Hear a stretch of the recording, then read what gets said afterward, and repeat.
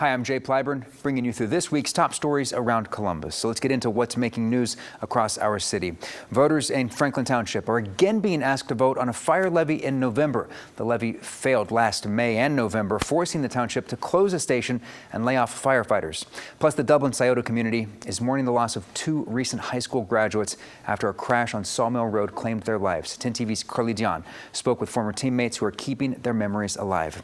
And one man's wife is calling for improved safety measures after her husband was badly burned while drag racing on a track in Licking County.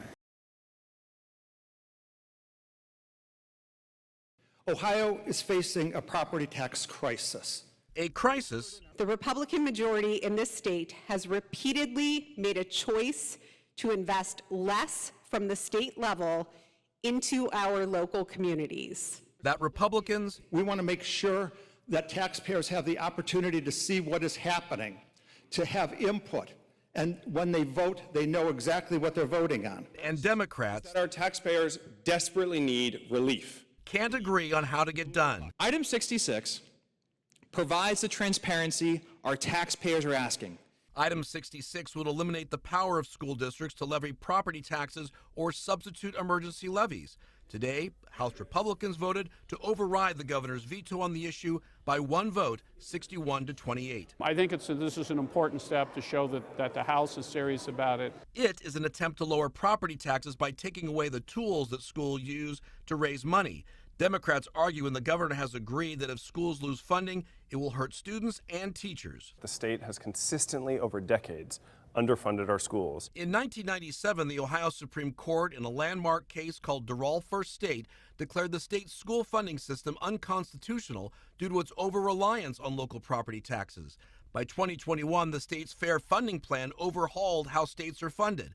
But critics argue the plan still failed to fund schools adequately. Republicans believe schools need to give their reserve funds back to taxpayers. That if an entity has over 100% of their operating budget in reserve, they can't even place on the ballot a new general expense levy.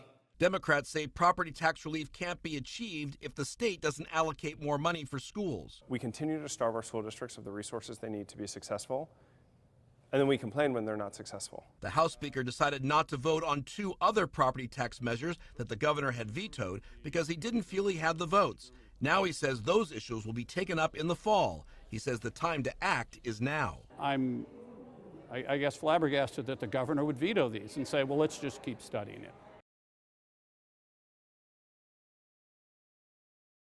Our situation, they were literally about to go to college in just a few weeks. They just graduated high school. They had their whole life ahead of them. Candles line part of Sawmill Road, where two recent Dublin Sciota high school graduates lost their lives in a crash Sunday night. According to Columbus police, their car was traveling southbound on Sawmill at a high rate of speed. The car lost control, crossing the center line and northbound lanes before crashing into this utility pole. Another teen, who is a current student, was also injured but is expected to survive. It's a hard time right now, so we just got to lean on our loved ones and, most importantly, lean on the Lord above. Adonis, Keba, Malachi, and Victor graduated in 2024 and played on the football team with the victims. They were good friends. They always had a smile on their face, always joking around. They were just nice to everybody. Every time I seen them, they were just happy to see me. They're always smiling.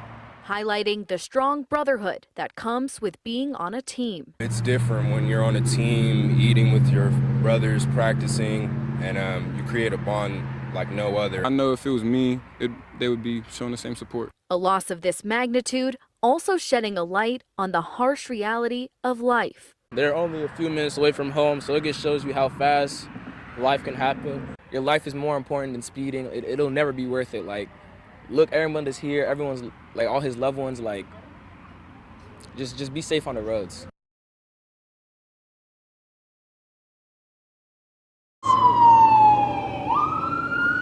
Engine 193 races down the road for an emergency.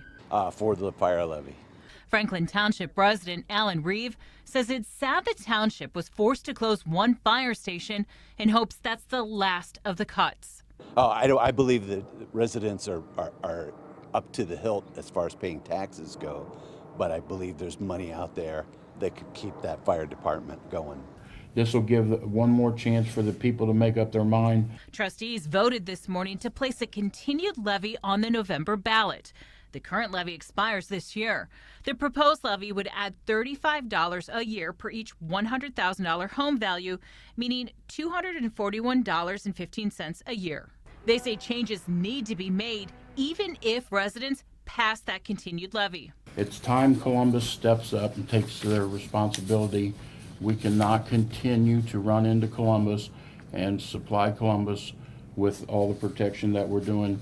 People of Franklin Township cannot afford to continue to pay it. Franklin Township Fire averages about 12,000 calls for service a year. Of those, more than 8,000 are into the city of Columbus. The city of Columbus is not stepping up to the plate, and that's what has to happen. And until they're forced to do it, they're not going to. Trustees say in the meeting on Thursday, they'll talk about not responding to automatic response calls into Columbus, easing the workload for township firefighters to focus on township calls. I think a sit down with the city of Columbus is needed because we're not the only township, or not only the only township that is being taken advantage of by the city to cover their bases when they're not even adding to a fire class this year, from what I've heard. And I think we're being taken advantage of.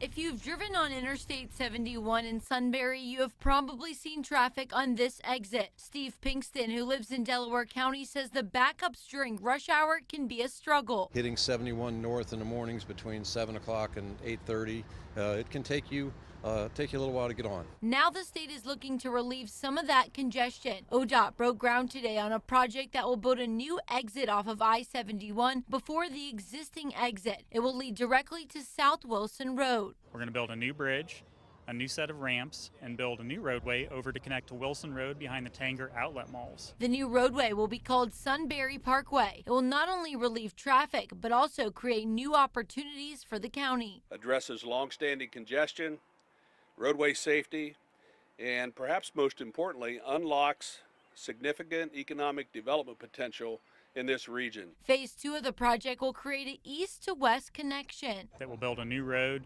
from roughly Alum Creek State Park all the way east into Sunberry near Cherry Street. Pinkston says he understands why the construction needs to happen. The exit is definitely needed when it comes to servicing the community.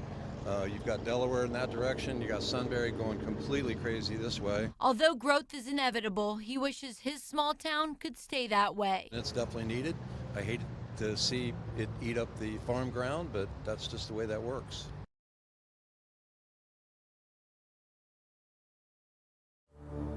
He was stabbed to death while protecting his family from a violent, deranged criminal.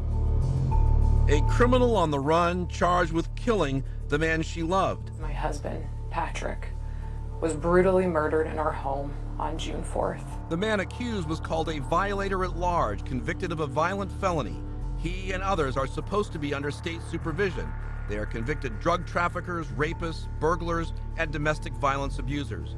Some are considered dangerous and possibly armed, but the state's fugitive task force has no idea where nearly 2,000 of them are. No, we don't know where they are, but we are continuously looking for those folks. More than 500 fled this year. Is that acceptable?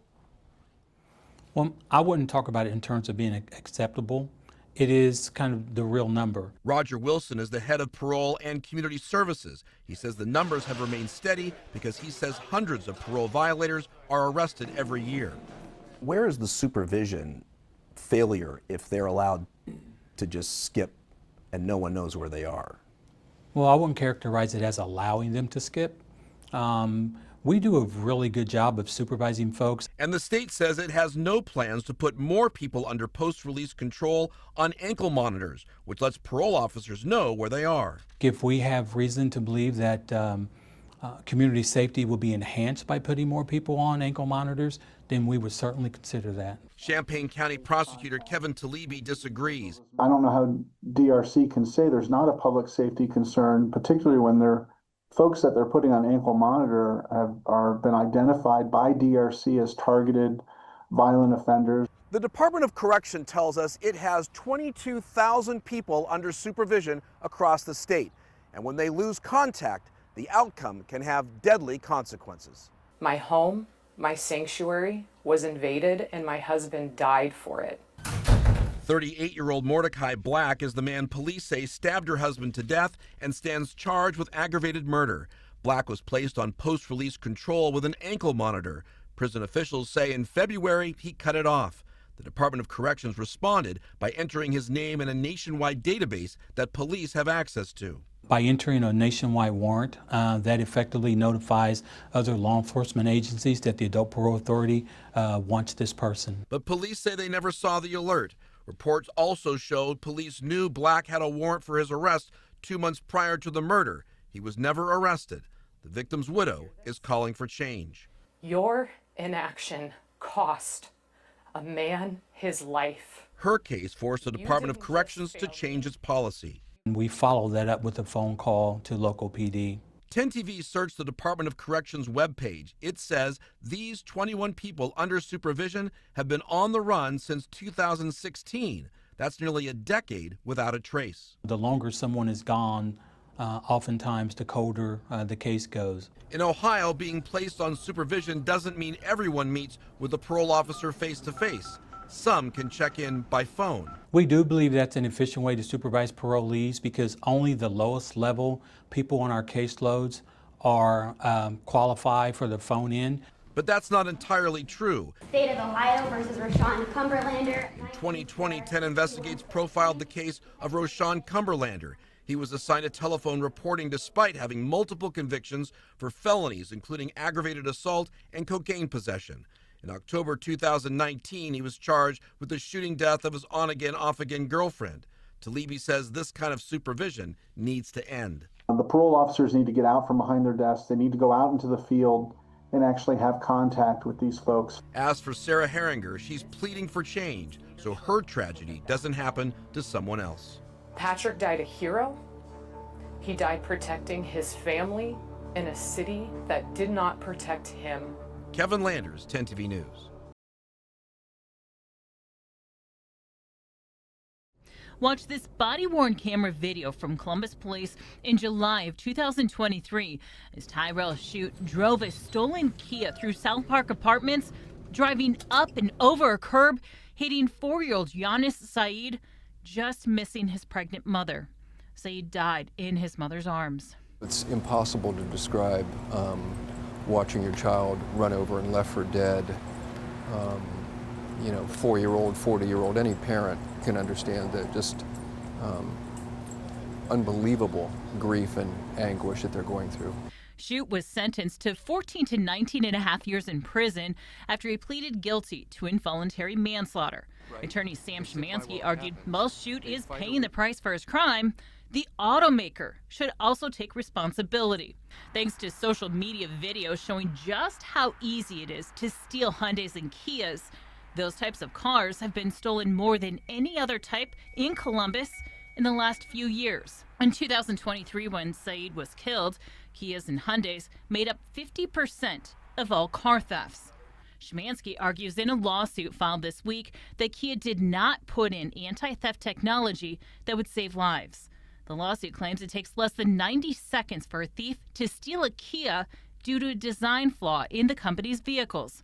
Quote, making sure cars are not easy to steal both protects property and protects the public by keeping dangerous drivers and stolen vehicles off the roads. This case is a clear example of what happens when a car manufacturer cannot be bothered to follow federal safety standards regarding anti-theft technology, end quote. The only thing that we can do is take it one step at a time. We're, of course, focused on our clients' emotional health.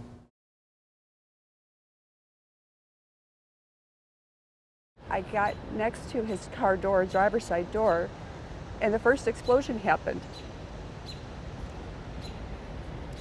I went over the wall, and I was going to go back over, and then the second explosion happened. It could be felt over half a mile away. April Blaney has barely left her husband's side, just thankful he's alive. I thought I was going to be planning my husband's funeral. Marvin Blaney was getting lined up at the National Trail Raceway during the IHRA Outlaw Nitro Series when something went horribly wrong. The flames were intense. I could still smell it. I can still feel that heat. And the blast, I can't even describe it. We're now 2 weeks later. He is alert in some capacity, but it's still incredibly hard. He hasn't left that car. At night, he cries out in his raspy voice because he has no voice, "Help me, I'm burning." Marvin is alive, but he's covered in severe burns and has had several fingers amputated. We're not showing the video, only still images of that day. It's too graphic to watch. One angel came in, and Marvin said he heard him because he yelled. He said, "Come on, buddy, we're getting out of here." And this guy didn't have any fire equipment on. Got my husband out of there. It takes about 15 seconds before the first people with fire extinguishers get to the car. The first truck with a hose doesn't come for another minute and a half. It's got to change. People should be in fire safety equipment and clothing at the front, the middle, and the end of that track. He should not have been burning that long. I was watching my husband burn to death, and I couldn't do anything. That day, the IHRA put out a statement acknowledging the incident, saying Blaney's car suffered an engine explosion. We went to the track to talk to someone about the incident and if anything was going to change, but were promptly told it's a legal matter and they couldn't say anything. April says Marvin has the whole world as his support system. The messages haven't stopped coming, but it still doesn't take away the pain and the call for change, so this never happens again. The sanctioning body knows what they did, and they know what they didn't do, and they know what should have been done. That's all I have to say. Another large event is set to happen here in a matter of weeks. In August, the Mopar Nationals will be here. It's unclear if the IHRA is making any changes. In Hebron, Colin Dorsey, 10 TV News. In a place where many come to cast their cares, we find a Columbus church working to show their care for the greater Eastland area. Up until Monday, the land owned by the First Church of God was supposed to become a career training center. Quay Barnes works with the Mid-East Area Commission and says the goal was to help prep the next generation of construction workers and first responders. Not everyone is college bound, but these trades, these jobs, you come out with good wages, and they're wages that can last and lead to management and move on. Columbus State was leading the project, but in a statement on Monday, they said rising construction costs and other factors caused them to squash the plan. And of course, we were very disappointed, and we grieved a little. It's a feeling shared by Mayor Andrew Ginther. We all stood down there with Bishop Clark and President Harrison a short while ago. We thought it was going to be an critical part of this larger Eastland community planning effort. But in the end, both tell us they're pushing forward. We're resilient people, and we don't give up. We're unstoppable. And despite that disappointment, both the mayor and that area commission member tell me they're open to working with the church and somebody else in the community to bring that career training to this part of Columbus. In Columbus, Rochelle Aline, 10 TV News.